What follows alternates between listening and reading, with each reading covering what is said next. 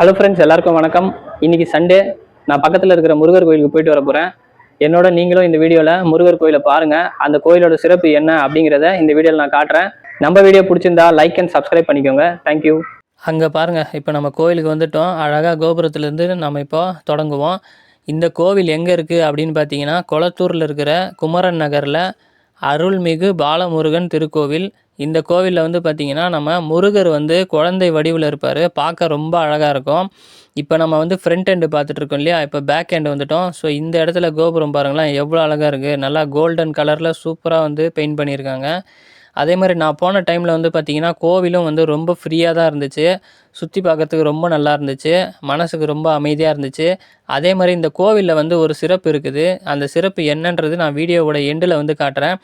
இப்போ நம்ம பார்த்தோன்னா, இங்கே ஒரு பாம்பு மாதிரி ஒரு சாமி இருக்குது பார்த்தீங்களா, அந்த சாமி பக்கத்தில் வந்து விநாயகர், அதுக்கப்புறம் வந்து ஒரு அரச மரத்துக்கு கீழே இதெல்லாம் இருந்துச்சா, பக்கத்துலேயே வந்து பார்த்திங்கன்னா சிவனும் நந்தியும் இருக்கிற மாதிரி ஒரு அழகான ஒரு ஸ்டாச்சு இருக்குது பாருங்கள்.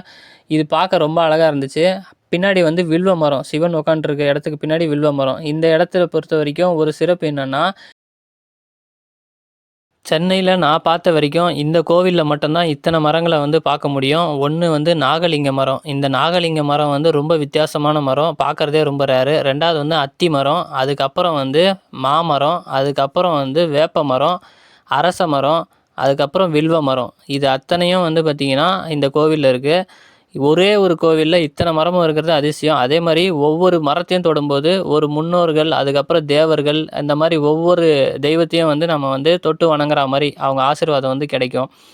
தட்சிணாமூர்த்தி, விஷ்ணு, அதுக்கப்புறம் துர்கை அம்மன், இந்த மாதிரி நம்ம வந்து போகிற வழியில் வந்து சாமிக்கு வந்து சில சன்னதிகள் இருக்குது. அதெல்லாம் வந்து பார்த்துட்டு எதிரில் வந்து பார்த்திங்கன்னா, இப்போது முருகர் பாலமுருகனுடைய சன்னதி இருக்குது. அங்கே தான் வந்து பார்த்திங்கன்னா சிவப்பு கலரில் துணியெல்லாம் வந்து நிறைய கட்டியிருக்காங்க பார்த்தீங்களா, ரிப்பன் மாதிரி. அதெல்லாம் வந்து பக்தர்களுடைய வேண்டுதல் பலிக்கிறதுக்காக அந்த மாதிரி வேண்டுதலை வேண்டிட்டு அந்த சாமி முன்னாடி வந்து கட்டியிருக்கிறாங்க. நம்ம வீடியோவோட எண்டுக்கு வந்துட்டோம். நம்ம வீடியோ பிடிச்சிருந்தா லைக் அண்ட் சப்ஸ்கிரைப் பண்ணிக்கோங்க. நம்ம வீடியோவுக்கு சப்போர்ட் பண்ணுங்கள். தேங்க்யூ.